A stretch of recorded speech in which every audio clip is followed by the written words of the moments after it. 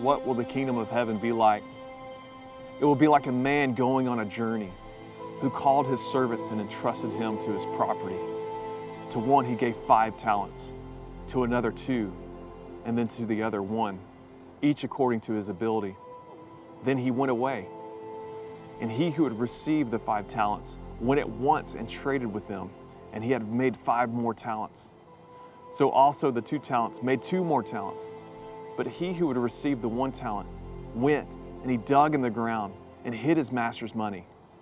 Now after a long time, the master of those servants came and settled the accounts with them. To the servants who went to work, his master said to them, "Well done, good and faithful servant. You have been faithful over little.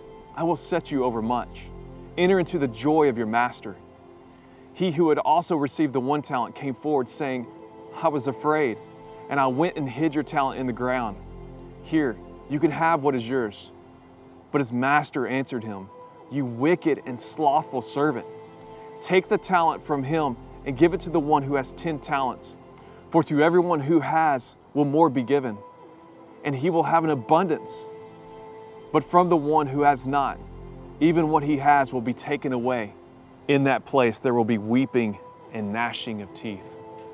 Church, think about this. This is Jesus that's talking to his disciples, who's teaching them, and he's asking them to risk it all, to move forward and to invest all their talents and their resources so that they won't waste their life. And let it not be said of our church if we've wasted anything.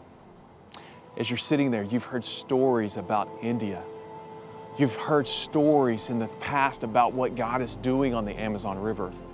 You know our partners nationally and locally and how we are investing everything that we can into seeing the mission won. And you may be sitting there saying, "Well, I've never done any of that." And that's okay. We know that many people at the end of the year, they think back at their past year and they start making these New Year's resolutions. Can we resolve this year to be more on mission? And what do I mean by that? Well, Jesus calls us to make disciples. Let's be disciple makers this year. Jesus calls us to be witnesses in all areas of the world. Let's be better witnesses this year.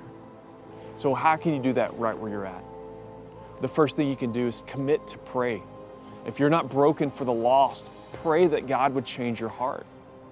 If you're not living your life on mission now, would you consider even signing up with one of our short-term mission trips? Or think of your office place or your school place as a place to be on mission.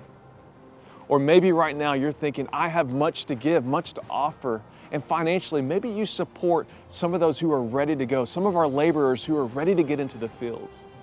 Whatever God is doing in your life, let's be obedient this year, because much has been given to Geyer Springs. And let us be faithful to everything that God is calling us to do in prayer and in mobilization. Let's let 2023 be the best year of Geyer Springs history.